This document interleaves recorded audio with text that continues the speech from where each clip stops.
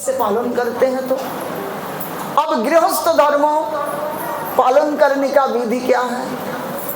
गृहस्थ ये नहीं कि हम कमाए खाए सो जाए, नहीं। गृहस्थ का कर्तव्य शास्त्रों में बहुत कुछ कहा। गृहस्थ नित्य गृह धर्म पालन करेगा। वो क्या है? गृहस्थ आश्रम। ध्यान से सुनना, हम जहां बैठे हैं ये क्या है? आश्रम है। आश्रम ठाकुर जी का, उन्हीं के आश्रय में हम हैं, इसलिए आश्रम। अगर पेड़ है तो नीचे छाया है, हम बैठे हैं। पेड़ नहीं तो छाया कैसे होगा? तो आश्रम है तो आश्रय है, आश्रम नहीं है तो आश्रय कैसे? तो ये गृहस्थ आश्रम, और ये यहाँ सब साधु लोग हैं, ये त्यक्ताश्रम त्यागी हैं।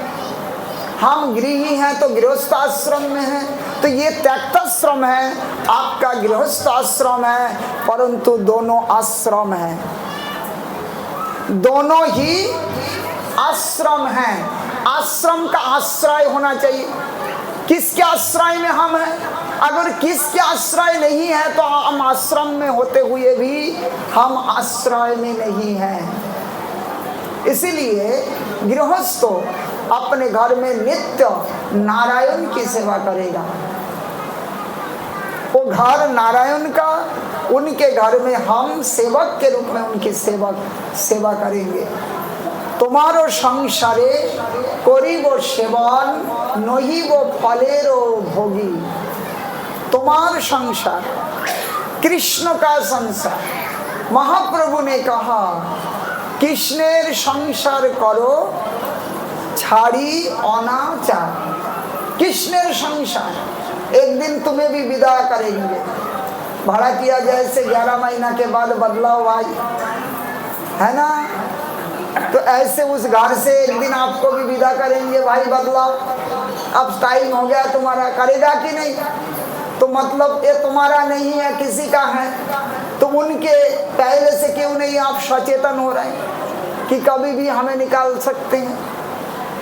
एक भक्त तो था बहुत ही प्यारा मेरा, उसने जब मिलता था बोला हम जगन्नाथ जी के बाड़ी में तो रहते हैं, घर में रहते हैं, जब चाहे बोलेगा भाई खाली करो, तब हमें खाली करना पड़ेगा।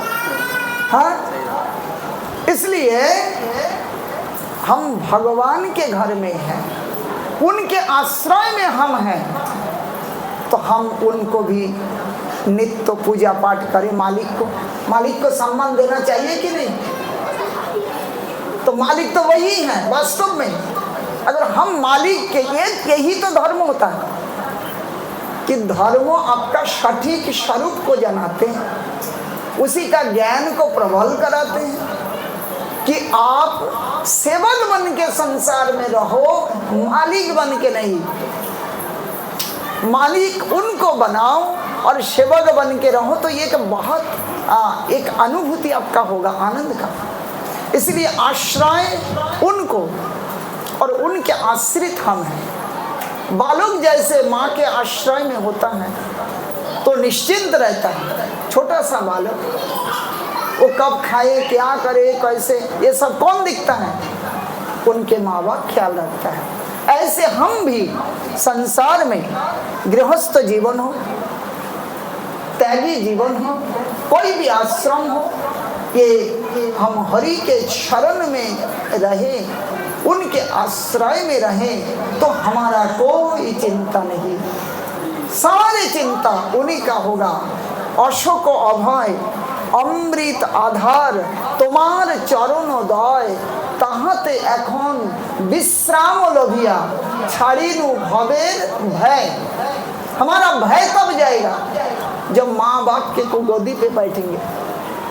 बच्चे का भय होता है, चाहे कोई भी चले जाए, बाप माँ का भी भय होता है कोई अवस्था में, लेकिन बच्चे का नहीं होता, क्योंकि उसका विश्वास है कि हम माँ बाप के गोदी पर हैं। ऐसे जीव जब तक प्रभु के चरण शरण में नहीं आएंगे तब तक वो निर्भय नहीं होगा। इसलिए यहाँ कहा कि वर्णाश्रम धर्मों का, तो रोज हमें अपना गृहस्थ जीवन में हमारे घर में ठाकुर जी का फोटो होना चाहिए, राधा गोविंद देव का। अगर नहीं है घर में हमारे ये अर्चा मूर्ति, ठाकुर जी की जो मूर्ति है उसका फोटो आप लेके जाओ, घर में रखो। जो समर्थ है ऐसी सेवा करो, तो ये गृहस्थ धर्म का फर्ज निभा रहे हैं आप, नहीं तो दोष लगता है।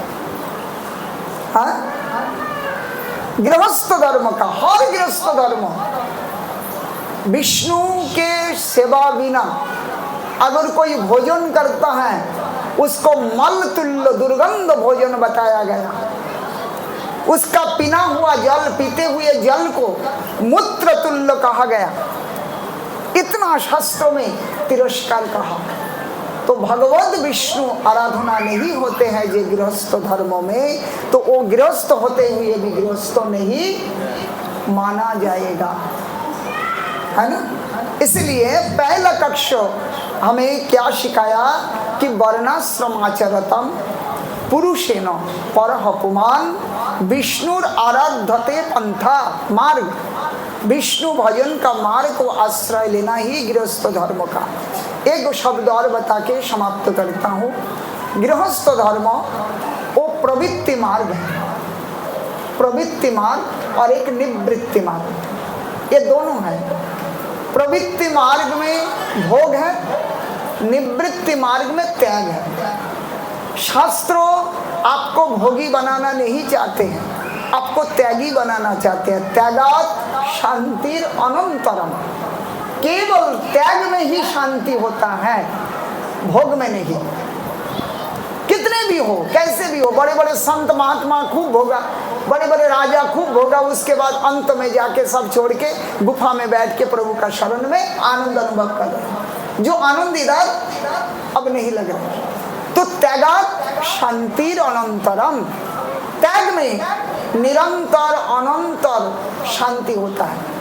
तो ये त्यागी सिखाने, त्यागी बनाने का शास्त्र का उद्देश्य है, लेकिन भोगी नहीं। इसीलिए भोग प्रवृत्ति में, क्योंकि हमारे करोड़ों जन्मों की इच्छाएं, अभिलाषाएं भोग वृत्ति में है।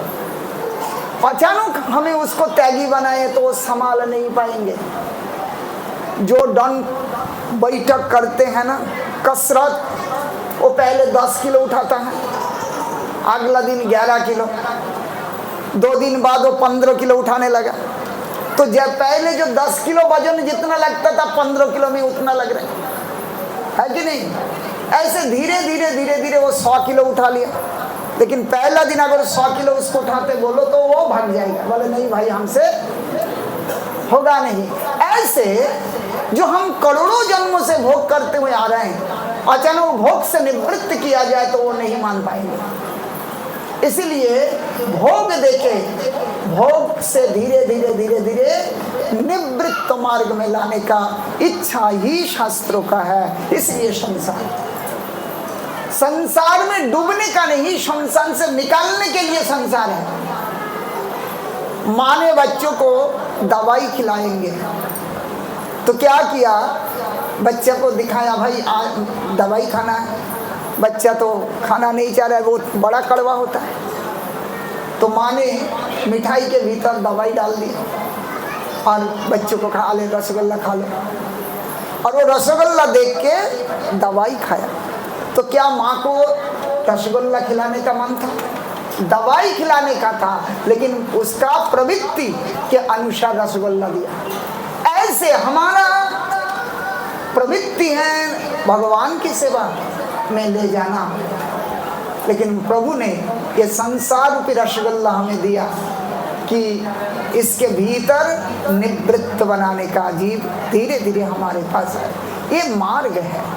इसीलिए हम एकादशी व्रत, तुलसी की सेवा, वैष्णव ब्राह्मण की सेवा, गौ माता की सेवा, हर प्राणियों के प्रति शुद्ध भाव, प्रेम भाव, और वाणी में किसी का कष्ट ना पहुंचे।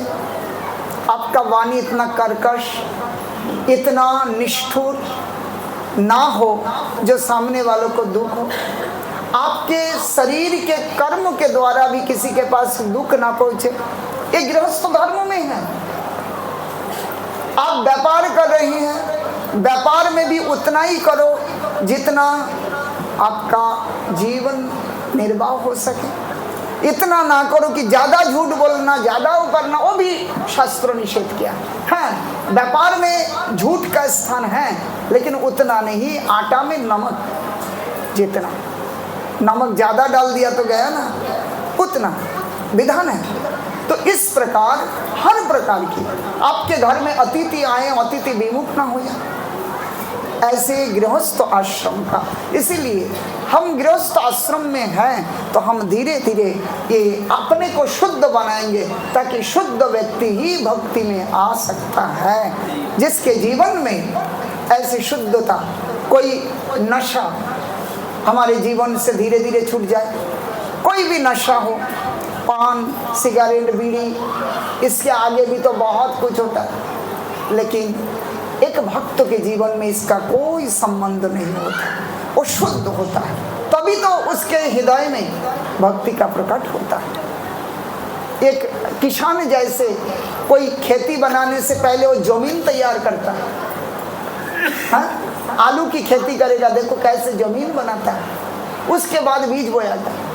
अगर हम भी भक्ति रूपी बीज को हमारे हृदय में बोएंगे तो हमें भी तो जमीन बनाना है, हृदय को बनाना है, तभी तो हम संसार के मतलब कुसंस्कार में डूबे हुए हैं। आवर्जना घासों से भरा हुआ हमारे जमीन, तो उसमें कैसे पौधा निकाल सकते हैं, कैसे अच्छी फसल निकाल सकते हैं। इसीलिए कहा पहला कक्षा है कि वर्णाश्रम धर्म। ये जो प्रेम शब्द हम उच्चारण करते हैं, राधा कृष्ण का प्रेम